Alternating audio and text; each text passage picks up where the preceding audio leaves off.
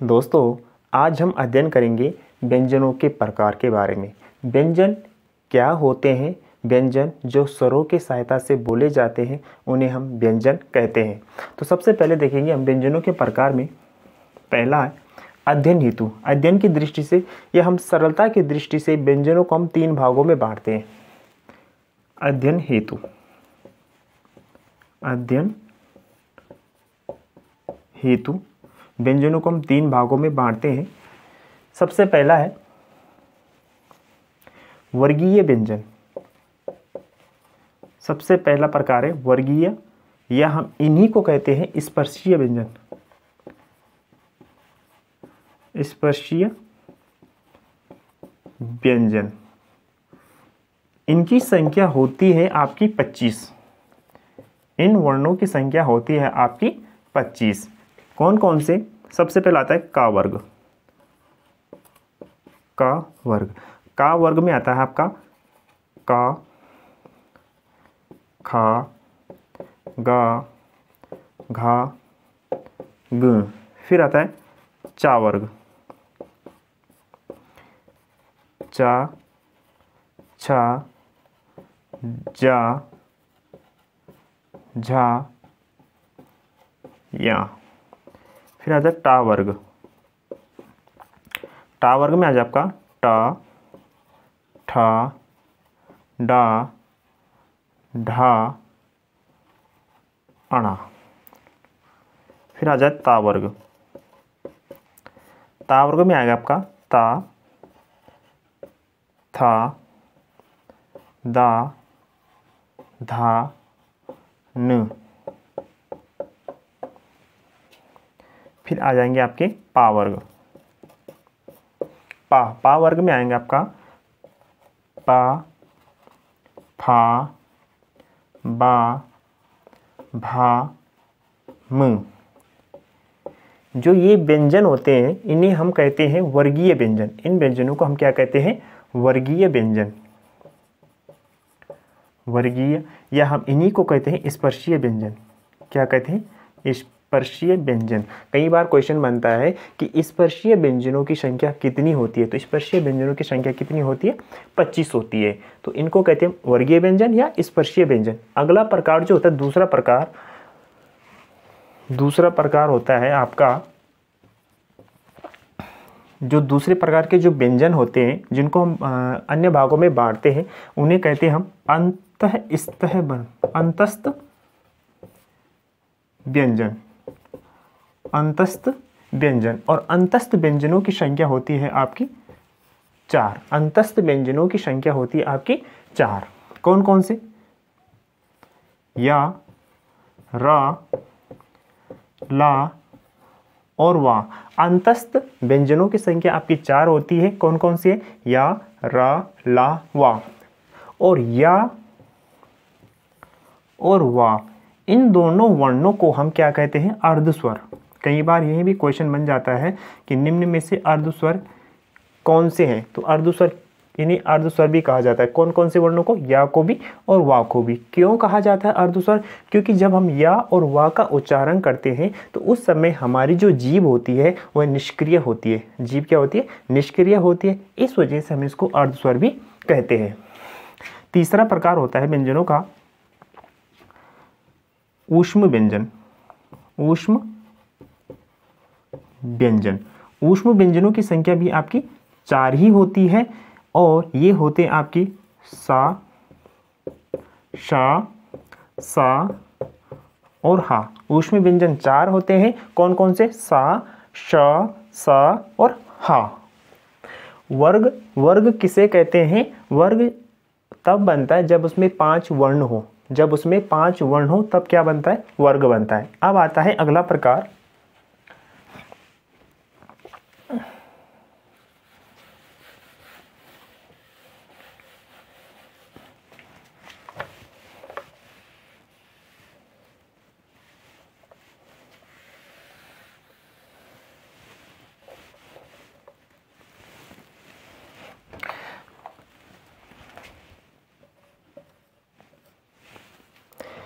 अगला प्रकार है घोष या हम कहें कंपन के आधार पर, कंपन के आधार पर या घोष या कंपन के आधार पर जो है व्यंजनों के या वर्णों के प्रकार, तो हम कितने भागों में बांटते हैं? 2 भागों में बांटते हैं। कौन कौन से? एक होता है आपका अघोष और एक होता है आपका सघोष, या हम इसी को क्या कहते हैं? घोष भी कहते हैं। अघोष अर्थात अघोष वर्ण वे वर्ण होते हैं जिनका उच्चारण करते समय हमारे मुंह में कंपन नहीं होता है, अगर होता भी है तो बिल्कुल कम होता है, उन्हें हम क्या कहते हैं? अघोष वर्ण। जबकि सघोष वर्ण ऐसे वर्ण जिनके उच्चारण करते समय हमारे मुंह में कंपन होता है और उन्हें हम क्या कहते हैं? सघोष या घोष। जैसे मान लीजिए हमने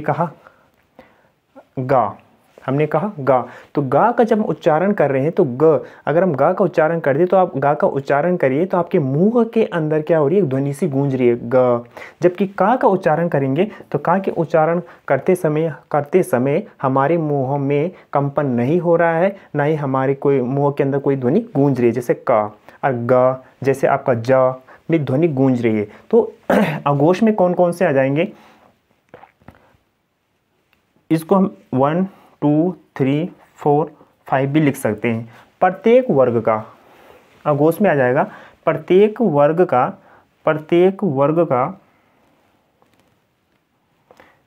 अघोष में आएगा प्रत्येक वर्ग का पहला और दूसरा, प्रत्येक वर्ग का पहला और दूसरे वर्ण, प्रत्येक वर्ग का पहला व दूसरा वर्ण, प्रत्येक इसमें आ जाएंगे आपका प्रत्येक वर्ग का पहला व दूसरा वर्ण, यानी हम इसको कोड में भी लिख सकते हैं 1 और 2। और फिर उसमें क्या आएगा? आपके साथ में आपके आ जाएंगे ऊष्म व्यंजन। ऊष्म व्यंजन में भी सिर्फ सा ही आएंगे। कौन कौन सी सा आएगी इसमें? आपके आ जाएगी इसमें शा और आपकी सा। इसमें हा नहीं आएगा, ये याद रखेंगे, इसमें हा नहीं आएगा। यानी पहला और प्रत्येक वर्ग का, यानी का वर्ग का, चा वर्ग का, टा वर्ग का, जो भी वर्गीय व्यंजन है उनके पहला और दूसरा वर्ण। फिर जो सघोष होते हैं, सघोष में क्या आएगा कि प्रत्येक वर्ग का तीसरा, चौथा और पांचवा वर्ण।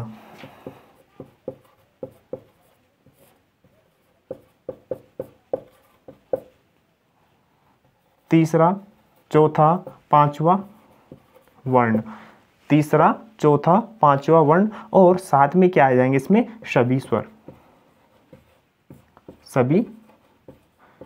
और स्वरों की संख्या कितनी होती है? 11।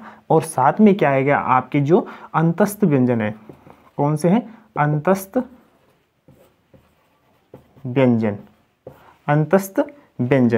व्यंजनों की संख्या है 4।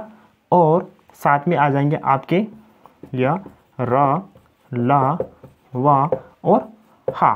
तो ये कुल मिला के कितने हो गए आपके प्रत्येक वर्ग का तीसरा, चौथा, पांचवा वर्ण, यानी कि 15 प्लस आपके सभी स्वर प्लस आपके 4 वर्णीय है। तो आपके हो गए ये टोटल हो गए 4 अधिक 15 15 30। कितने हो गए? 30 नहीं, ये 5 है आपके, ये हो जाएंगे आपके 31। ये आपके हो जाएंगे 31। कुल सघोष वर्णों की संख्या कितनी है? 31 है आपकी। फिर अघोष वर्णों की संख्या कितनी है आपकी? जैसे आपके प्रत्येक वर्ग का पहला और दूसरा, यानी कि पहला दूसरा, इनकी संख्या हो जाएगी आपकी 10 प्लस 3 यानी कि 13। यानी अघोष जो वर्ण होते हैं उनकी संख्या आपकी 13 होती है, जबकि सघोष जो वर्ण होते हैं या घोष जो वर्ण होते हैं उनकी संख्या आपकी 31 होती है। कई बार ये भी क्वेश्चन बनता है। तो प्रत्येक वर्ग का, यानी जो प्रत्येक वर्ग का पहला व दूसरा, यानी जैसे का वर्ग का का, खा, चा वर्ग का चा, चा, टा वर्ग का टा, ठा, ता वर्ग का ता, था, फिर दा पा वर्ग का पा और फा, ये आपकी क्या है अघोष वर्ण, जबकि सघोष बाकी जो शेष जो वर्गीय व्यंजन है वो आपके किस में चले जाएंगे, सघोष व्यंजनों में। अगला है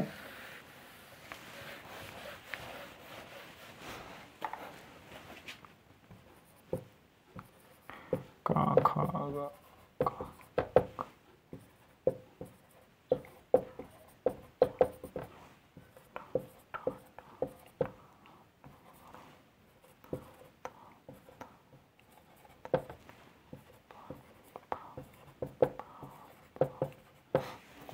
ये आपके क्या है स्पर्शीय व्यंजन, ये आपके क्या है स्पर्शीय व्यंजन।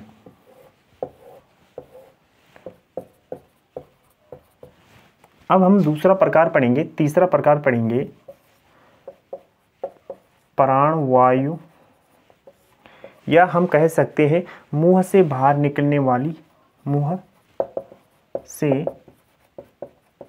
बाहर निकलने वाली वायु के आधार पर जो है व्यंजनों के प्रकार या वर्णों के प्रकार हम उनको दो भागों में बांटते हैं। पहला प्रकार है आपका अल्प प्राण, पहला है आपका अल्प प्राण, दूसरा है आपका महाप्राण। महाप्राण पहला है आपका अल्प प्राण, दूसरा है आपका महाप्राण। अल्प प्राण ऐसे वर्ण जिनका उच्चारण करते समय हमारे मुंह से बहुत कम क्या निकलती है, वायु निकलती है, या तो नहीं निकलती है या तो बहुत कम निकलती है, उनको हम क्या कहते हैं अल्प प्राण। अल्प प्राण में कौन कौन से आ जाएंगे, प्रत्येक वर्ग का लिख देते हैं, प्रत्येक वर्ग का इसमें आ जाएंगे आपके प्रत्येक वर्ग का पहला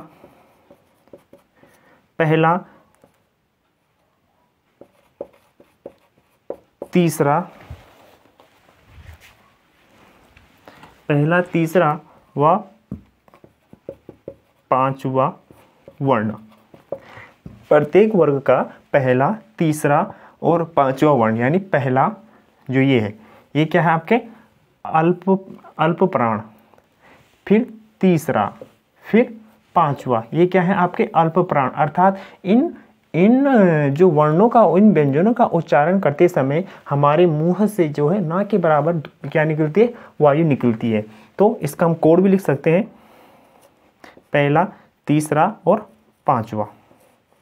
तथा इसके साथ इसमें क्या आ जाएंगे, सभी स्वर, जो हमारे सभी स्वर भी आ जाएंगे, इसमें क्या आ जाएंगे, सभी स्वर भी इसके साथ आ जाएंगे, सभी स्वर यानी 11। साथ में इसमें क्या साथ में क्या अगला महाप्राण जो होते हैं, महाप्राण ऐसे वर्णों को कहा जाता है जिनके उच्चारण करते समय हमारे मुंह से अधिक वायु बाहर निकलती है, जैसे अगर आप अपने हाथ लगाएंगे, जैसे मुंह पे हाथ लगाए, अगर आप का उच्चारण, जैसे का में कोई वायु नहीं निकल, जब खा बोलेंगे, आप खा का उच्चारण करेंगे तो आपको लगेगा कि खा के उच्चारण में वायु आ रही है, जैसे खा, फिर गा पे नहीं आ रही है, फिर घा पे फिर आ रही है, जैसे फिर आपका आ रहा है चा पे नहीं आ रही है, फिर आपका किस पे आ रहा है, जैसे छा पे अधिक वायु बाहर आ रही है। तो एक बार इसको आप ट्राई करेंगे तो आपको जरूर समझ में आएगा। तो महाप्राण में प्रत्येक वर्ग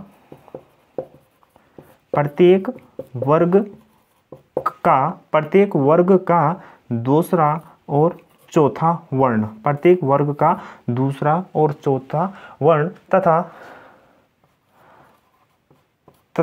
प्रत्येक वर्ग का दूसरा और चौथा वर्ण तथा इसमें आ जाएंगे आपके सभी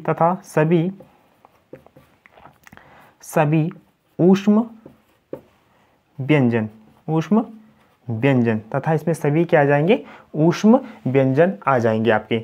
और इसमें आपके ऊष्म व्यंजन और इसमें आपके क्या आ जाएंगे, अंतस्थ व्यंजन। अब इनकी संख्या कितनी होती है आपकी, 15 तो आपकी ये है स्पर्शीय व्यंजन और 11 आपके स्वर है। अंतस्थ जो व्यंजन है उनकी संख्या आपकी कितनी है, 4 है। कितनी है, 4। तो ये टोटल कितने हो गए, कुल अल्प प्राणों की जो संख्या है वो आपकी कितनी है, 30। कितनी है, 30 है। जबकि प्रत्येक वर्ग का दूसरा चौथा यानी वर्गीय व्यंजन कितने हैं आपके, 10 और सभी ऊष्म व्यंजनों की संख्या आपकी कितनी है? 4। यानी कुल महाप्राणों की संख्या कितनी है? कुल महाप्राण जो वर्ण है उनकी कितनी है? 14।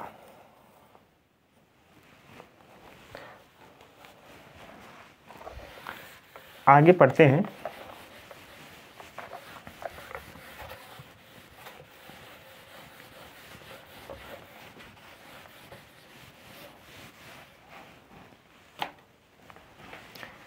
अगला जो प्रकार है उच्चारण के आधार पर व्यंजनों के प्रकार।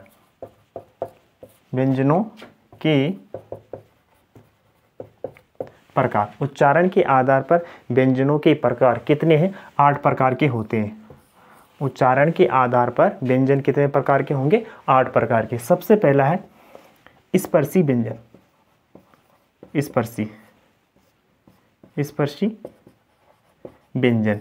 अब स्पर्शी व्यंजन कौन कौन से होते हैं?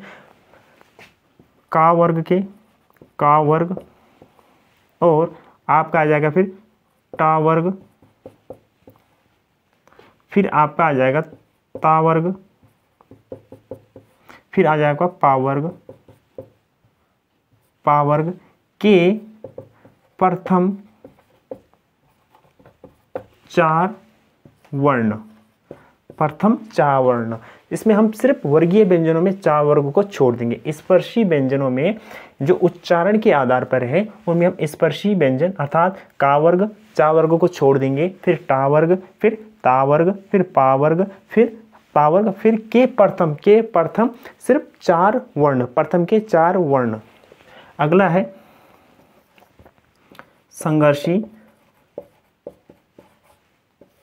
संघर्षी वर्ण कर सकते हैं हम।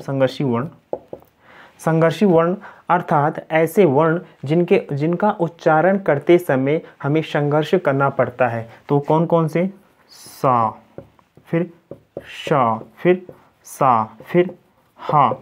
और आपको मैंने पहले वीडियो में बताया होगा कि जो अरबी और फारसी के जो वर्ण है जिन पे नुक्ता चिन्ह लगा जाता है वो भी इसी में आते हैं संघर्षी में। कौन कौन से? का,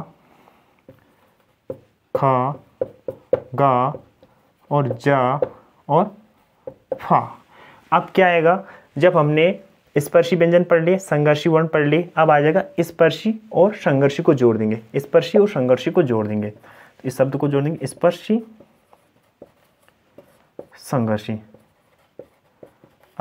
संघर्षी में कौन से वर्ण आते हैं? स्पर्शी संघर्षी में जो वर्गीय व्यंजनों में जो वर्ग छूट गया, कौन सा वर्ग छूटा? चा वर्ग। इसमें आ जाएगा आपका चा वर्ग के प्रथम 4 वर्ण। अब वर्गीय व्यंजनों में हमारे क्या छूट गए? वर्ग के अंतिम वर्ण उनको कहते हैं हम नासिक्या। उनको हम क्या कहते हैं? नासिक्या में क्या आता है? प्रत्येक वर्ग के नासिक्या में याद करने का बहुत अच्छा ट्रिक है कि जो पहले वर्गीय व्यंजनों में देखेंगे कि पहले आगे स्पर्शी व्यंजन, यानी से उसमें 4 वर्ग को छोड़ देंगे और प्रत्येक वर्ग के प्रथम 4 वर्ण। फिर आ जाए संघर्षी वर्ण में आपके क्या आ जाएंगे? ऊष्म व्यंजन और आपके नुक्ता वाले यानी अरबी फारसी के जो वर्ण है। फिर आपके आ जाएगा स्पर्शी संघर्षी, इन दोनों को जोड़ देंगे और फिर इसमें आ जाएगा चा वर्ग के प्रथम 4 वर्ण। फिर आ जाएगा नासिक्य अर्थात जो वर्ग के अंतिम वर्ण होते हैं, प्रत्येक वर्ग के अंतिम वर्ण। फिर पांचवा जो है उसको बोलते हैं संघर्षहीन। अतः संघर्षहीन अर्थात जिनके उच्चारण करते समय हमें संघर्ष नहीं करना पड़ता। और आपको मैंने पहले बताया वो कौन कौन से? या है और आपका कौन से? वाह। या और वाह, क्योंकि ये क्या है? अर्धस्वर है। ये क्या है? अर्धस्वर। क्यों है? क्यों मैंने बताया जब उनका उच्चारण करते हैं तब हमारी जीभ क्या होती है? निष्क्रिय होती है। छठवां है आपका प्रकंपित।